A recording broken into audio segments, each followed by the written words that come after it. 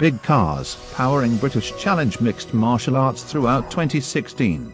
www.bigcars.co.uk. Next up, fighting out of the blue corner, representing Salzburg Chi, Dilawar Nasir.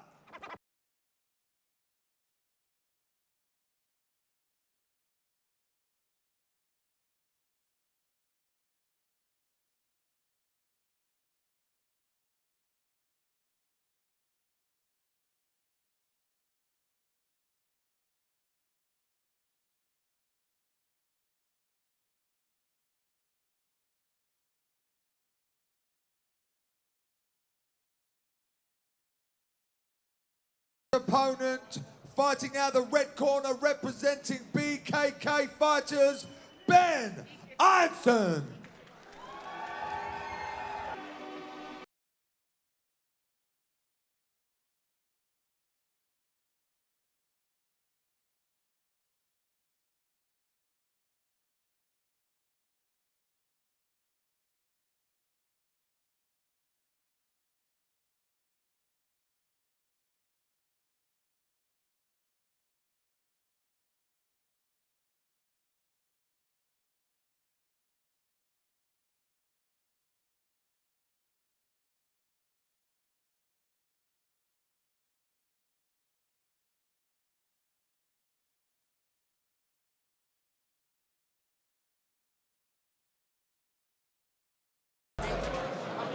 You've got Ben Iontton fighting out of BKK fighters in Colchester. You can hear there's a lot of local support for him. He's fighting against Dilawar Nasir from Salzburg Chi in the black shorts and blue corner.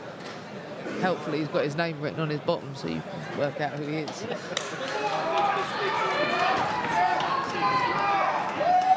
Ben's known as Crazy Ben in the BKK gym. Let's see what he pulls out here.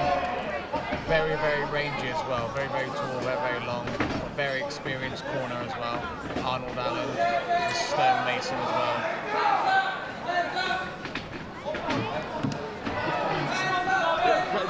Both these fighters seem really rangy for bantamweights. Both of them seem to have quite a lot of length.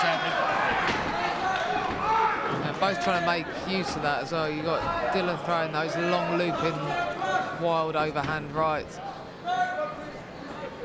I think Ben's will try and time that with a nice long teep right off the back leg as he comes in with an overhand teep straight through the middle and take his midsection out.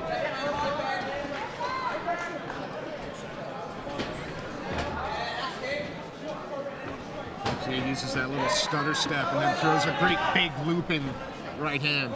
Yeah, you know, he's not really working to set that up. It's just sort of skipping into it and trying to throw it. If he needs to set that up with like a nice long jab. Dilla the killer. That could be marketable. Royalties, what, to Brad Scott. Done like a variation of a Superman punch then as well. Ben needs to get a bit more active, start using that jab, pump that jab out. He's throwing that overhand right from last week. Yeah, you can see that coming a mile off. It's just sort of have a look at it when it's coming in, get underneath it, you know, use it either to time an entry or to throw that nice counter, stop him in his tracks. As it comes, it takes so long to get there. It's miles of room. So far away. We need to get much closer. Have a little bit more bottle, stay a little bit closer in range. Oh, that right landed though. Good circling from Ben. He's a circle away. All force and clear. Nice, good jab. He's used that jab to get the distance back. You see that punch rocked him, but he's settled again. He's got himself off the fence, back into the centre. That's a lovely catch on that leg and takedown from Ben there. Dilla really is throwing that right hand from last week, but it's landed twice now. Ben slowing the pace of this fight down, knee on belly and straight into full mount. I think he should have gone for the Von Flu check then. I think he should have gone for the Von Flu. He's got a nice position, throwing some This is not a good place for Dylan to be if he does. That's great. He's good, he's working that, pushing that head down, getting a nice bit of space. He's got 10 seconds to do some damage here from top position. Dilla's thrashing around. Thrashing those hips, but he wasn't going to shake that out there. Ben looks one. Ben doesn't look any worse for those two big right hands. Yeah, it's an interesting round to score. They both thrown some light leg kicks. You've got Dilla's landed a couple of those big punches. Ben's then taken a lovely takedown, a bit of ground and pound. Where do you see that, Brad? Well, I can only hear the crowd at the moment. It was absolutely ecstatic then. I still think he should have gone for the Von Flue choke. It was very difficult to land some decent strikes from Mount when the guy's buckarooing. Yeah, I was really impressed. He come back there, he was rocked. I think that pretty much draws the round out. How do you have that, Steve? I got to say, I'm just happy sitting here listening to two of you talk MMA. It's quite nice. I've got my own experts next to me. I think Dilla probably took the round, but I think he took it through his sort of wildness as opposed to anything else. The first shot, I don't think he. I think Ben came back from really well. I don't see the second round going the same way though.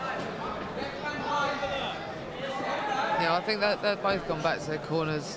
Both very different corners. I mean, Ben will have gone back to Jack Mason and Arnold. He'll have had some good, solid advice about where he's going wrong and what he needs to do is press forward. You can already see he's using that nice front teep.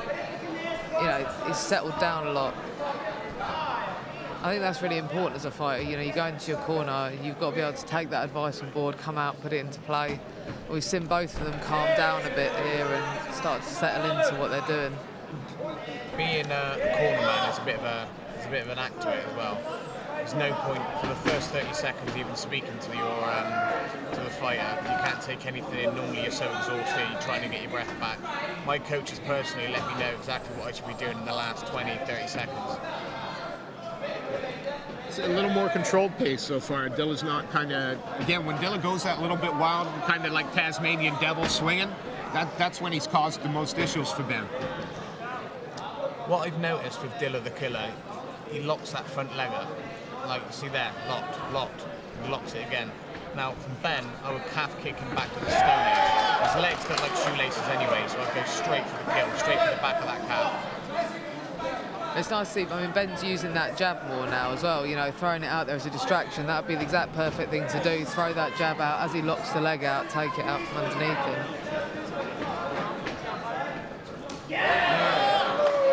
That's the second time he's landed that spinning back kick. Again, he's telegraphing it. For me, that's something Ben needs to be moving out the way of and catching him on the way round. That's what I want to see him do there, hack away at that lead leg. If you look at Dilla's footwork, his front leg's way too far across. That's why he's really struggling when he does throw the overhand. He's cutting the own power out. He needs to get a decent stance. And look, now he's getting caught. He's sticking his tongue out. I think Ben should really open up with those roundhouses to that lead leg.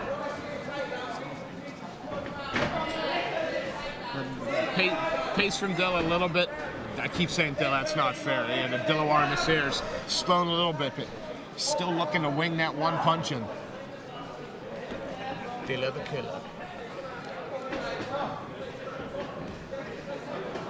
I was going to say they want to be called what's in their shorts, but that would make Ben rocky. Yeah.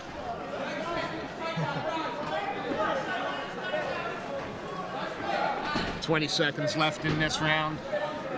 Suddenly got a bit tentative here. They're both starting to get the measure of each other, and it's suddenly started to be a bit of a standoff. I think both have been caught, and neither of them really wants to. It's that spinning back kick again. It's not doing any damage, but it's irritating. And another spinning technique to finish out the round. So if you were in Dilla's corner now, what would you be saying to him, Brad? What? God, Dilla's corner. Well, he's having a lot of luck with that overhand. To be honest with you, I'd tell him to start bringing it forward, keep his hands tighter, stop being so wild and actually pick his shots. The spinning shots are landing, even though they are telegraphed, Ben should be moving out the way. But I'll continue throwing those spinning kicks. If I was in Ben's corner on the other hand, I'd tell him to take that lead leg straight off. He's always got that foot, Dilla's always got his front foot too far across, like he's going to throw it. You should be able to read that, throw that right roundhouse and catch the front of his calf. He might even get a takedown from that. Like we've seen already, he's pretty nifty on the ground. He's from a well-renowned ground gym. He's got Arnold Allen and Jack Mason in his corner. So we should know, pretty much what to do from there. As the seconds are cleared out, we get ready to start the third and final round. I'd like the pace just to pick up a little for the third. I want some of the excitement of the first back here. Nice touch of gloves.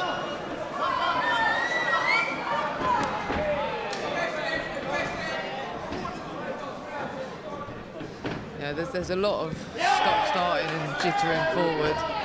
It'd be nice to see both fighters committing and pushing those shots through. Sort of a bit tentative to actually get into range with the strikes. They're happy to kick, but neither of them are happy enough to get close enough.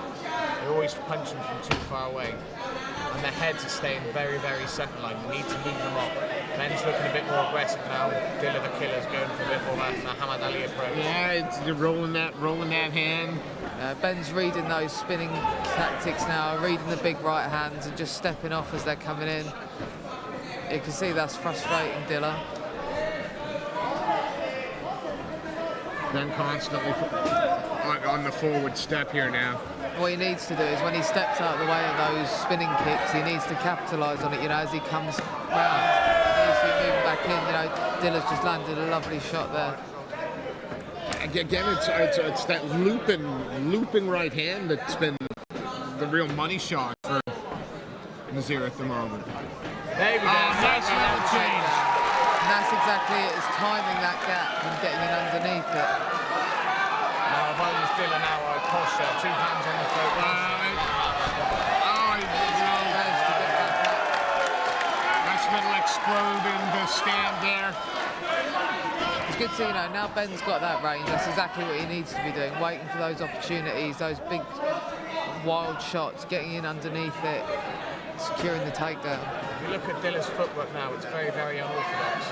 His feet are too close together, they're in the wrong position. When he circles his feet, the wrong feet go forward. And there we go. The level changes now, pops his hips, lift them out, lift them out. And Ben double knee drops now, he can lift him. He needs to do a lot more than what he done last time. I mean, even off his back, he's wild. This is the thing, he's thrashing around there. It's hard to hold down something that wants to move. Looking for that right hand again. Lovely takedown there from Ben. Perfect timing. He's got a nice position there. He needs to just not panic. Oh, nice hit. But again, he needs to be careful of his arm. Constant movement from Nasir on the bottom. He's starting to look demoralised now, Nasir. He's throwing, those scatty spinning kicks. Finishing it off with another one of those big right hands.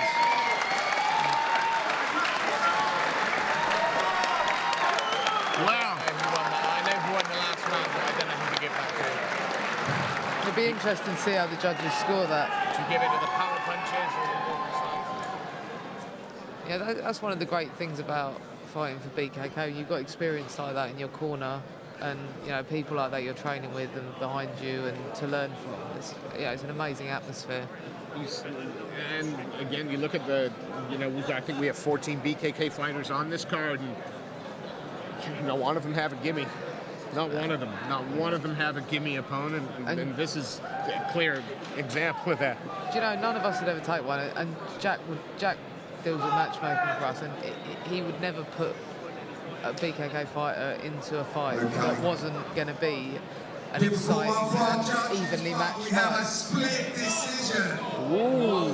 One judge scores it 29-28 in favour of blue corner. Our other judge scores it 29-28 in favour of our red corner. But our third judge scores this bout in favour of our red corner.